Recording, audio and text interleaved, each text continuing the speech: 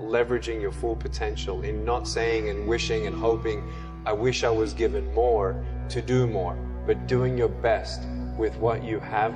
Those are the people who master full potential. Sometimes our dreams don't come true, but to understand with the right attitude, hey, whatever's meant to be, I'm going to reach my full potential. Once you stop fighting for what you want, what you don't want will automatically take over. This storm will pass, and when it does, if you are still standing, you will be stronger for it. Don't quit. You are already hurting. Why stop now? You have already come this far. Why give in when it gets hard? Why? Don't say, why me? Say, try me. Fear kills dreams. Fear kills hope. Fear put people in the hospital. Fear can age you, can hold you back from doing something that you know within yourself that you're capable of doing, but it will paralyze you.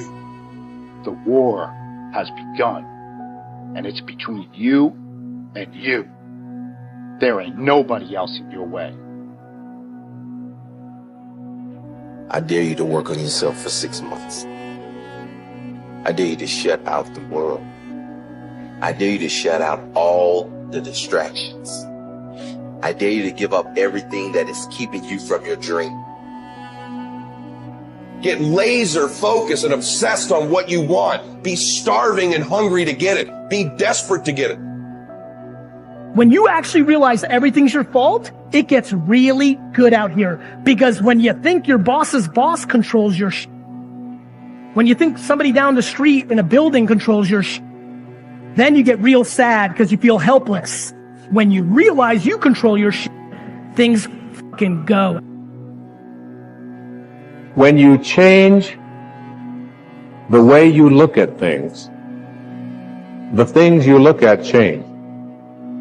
And I'm saying to you, all of us will hit the wall.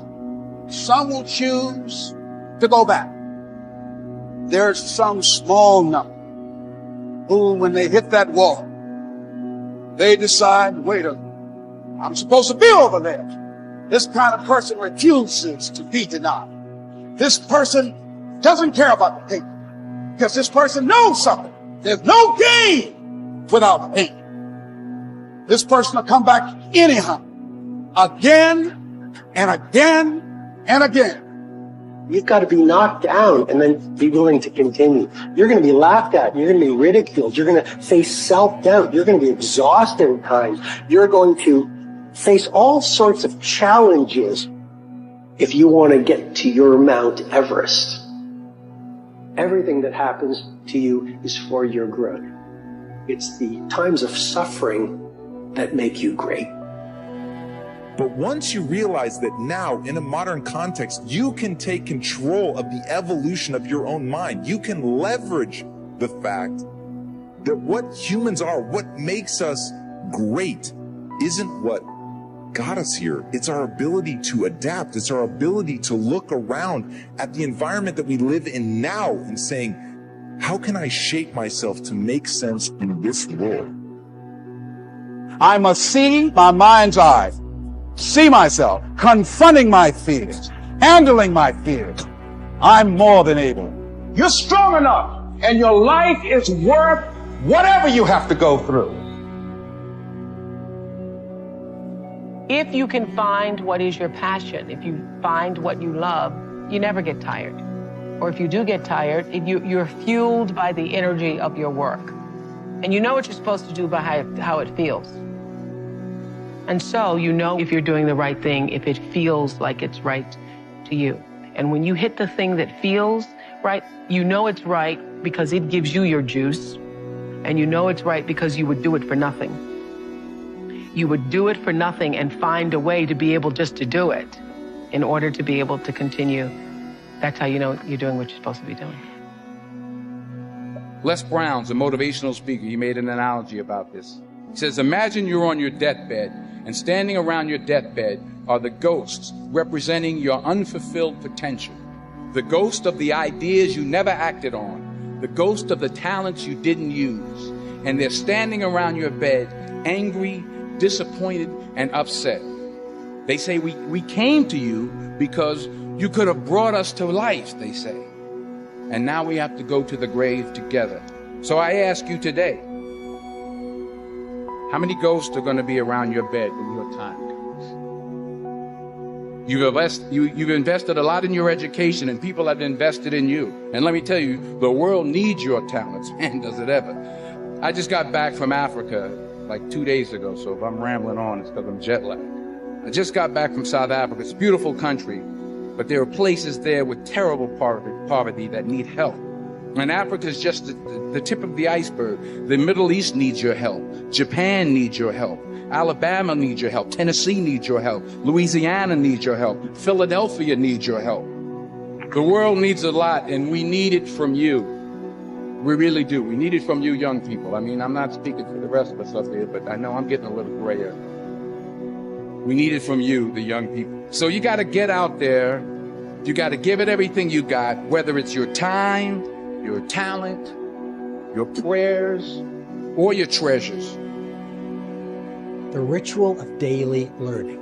And I call this the 60-minute student. The 60-minute student. No matter how busy you are, no matter what's on your plate, you absolutely must, if you want to be legendary in your marketplace, you absolutely have to do this. Schedule 60 minutes a day for your learning. It could be listening to audiobooks. It could be the next day listening to a podcast. It might be reading quietly. It might be writing in a journal, because writing in a journal about what you're learning, what you learned from your day, what you're learning from your life, that is learning. But 60 minutes a day, I absolutely challenge you with great love and respect. Wire it into your day, because that ritual will allow you to know more about your field than anyone who's ever done your field in the history of the world. I mean, education is inoculation against disruption. And as you know more, you can achieve more. And we do live in a world where there is such a fascination with entertainment, and everyone loves pretty pictures. And it's really easy to spend the best hour of your best days looking at what your friends are eating. And I'm suggesting to you, you think like a student, because you're watching this mastery session because something deep within you wants you to be the master of your game. And here's the thing about every master. Every master thinks like a beginner.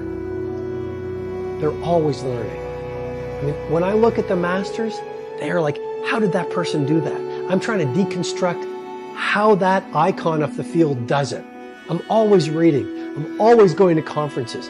I'm always having conversations with people I can learn from. So remember, the fourth ritual to predict your success is the ritual of daily learning. And don't just do this once a month, daily. Because as I said at the beginning, consistency is the mother of mastery. Everything you try to do is already done. So when I figured that out, what I'm putting out is what's coming back. Let me get real clear about what it is I'm putting out. Real clear. So I read a book about 1989 called Seed of the Soul. And in that book, Gary Zukav talked about the laws of karma, of the laws of cause and effect, the third law of motion. And in that book, he talked about how your intention is always one with the law. Meaning, before you even think about a thing, you have an intention for the thing. And that the intention is going to determine the outcome.